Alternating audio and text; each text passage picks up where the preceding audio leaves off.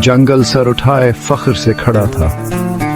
बड़े बड़े दरख्त आसमान की बुलंदियों को छू रहे थे। सूरज की किरणें पतों से झांकते और जमीन पर नाचती हुई परछाइयां बनाती थी।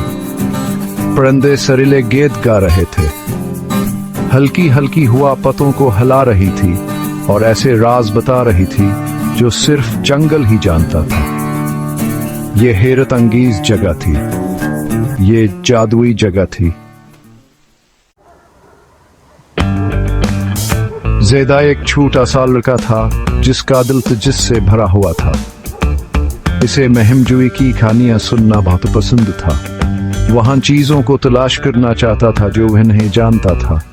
जंगल अपनी पुरस्कार सरगोशियों के साथ इसे अपने तरफ बुला रहा था। एक दिन ज़ैद ने इस बुलावे का जवाब देने का फैसला किया।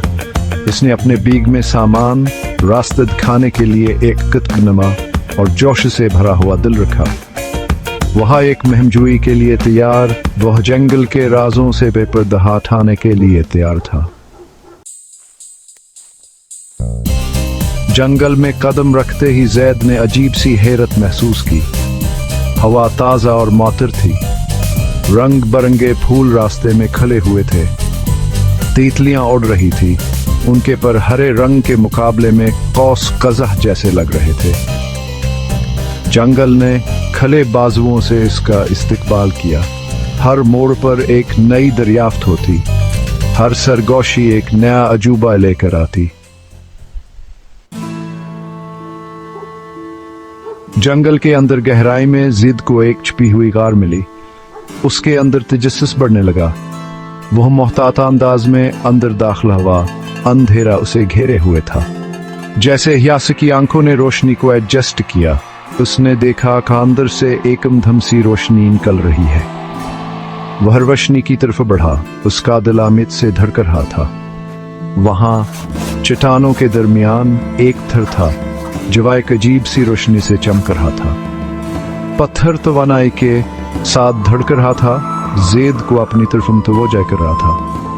वो जानता था कि कुछ गैर मामूली मिल गया है। गार से बाहर निकलते हुए चमकता हुआ पत्थर संभाले ज़ैद का सामना एक अजीम हाथी से हुआ। हाथी दाना और कदीम ऐसा अलगरहा था जो ज़ैद की तलाश समझ गया हो। इसने अपनी सूंड से ज़ैद को आस्था से धकेल दिया और उसे छाल का एक टुकड़ा दिया। छाल पर एक नक्शा कंधा था जो जंगल के पीछेदार रास्तों का रहनुमा था। ज़ैद समझ गया ये कोई मामूली मुलाकात नहीं थी। जंगल उसकी रहनुमाई कर रहा था। उसे अपने सर पर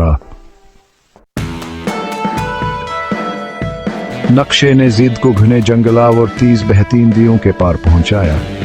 उसने हर चैलेंज का सामना हमतावर इज़्म के साथ किया। हर रुकावट ने उसे मजबूत बहादुर बनाया। उसने एक फंसे हुए परिंदे की मदद की और उसका शुक्रगुजार गीत कमाया। इसने एक शरारती बंदर को होशियारी से मात दी और अपनी हाजिर जवाबी का सबूत दिया। हर कदम के साथ ज़ैद ने जंगल से एक शतह महसूस किया। हर गुजरते लम्हे के साथ यह बंध मजबूत होता। आखिरकार जब सालगाजी से एक जिंदगी गुजर गई है, जंगल खला और एक दिलकश नजारा सामने आया। एक साफ शिफाफ जल सूरज की रोशनी में चमक रही थी। इस कैस्ता हजारों छोटे छोटे आयनों की तरह थी। झील के बीच में एक शानदार महल खड़ा था। उसके मीनार आसमान के तरफ बढ़ रहे। महल पानी पर तैरता हुआ दिखाई दे रहा था, किसी ख्वाब का मंजर। यह जंगल का दिल था। जादुआ और हैरत की ऐसी जो तस्वीर से भी बाहर थी। जैसे ही ज़ैद झील के किनारे पर खड़ा हुआ, उसके हाथ में चमकता हुआ पत्थर गर्म था। उसे एक इंतखाब का सामना करना पड़ा। वह अपनी दुनिया में वापस जा सकता था और उन राजों को शेयर कर सकता था जो उसने सीखे थे और उन अजायबात को जो उसने देखे थे, या वह यहाँ रहने का इंतखाब कर सकता था, जंगल का हिस्सा बन सकता था, उसका जादू उसके वजूद में समा सकता था। ये फैसला उसके दिल पर भारी जैद ने आखिरी बार नक्शे को देखा। उसकी लकीरें इसकी याददाश्त में नक्शा हो चुकी थीं। उसने चमकते हुए महल को देखा जो जंगल के जादू की अलामत था। उसने चमकते हुए पत्थर को देखा जो अनजायबात की याद दिलाना था जो आसने दिखे थे, और वह जानता था वहां से जगह को कभी भी वाकई में नहीं छोड़ सकता।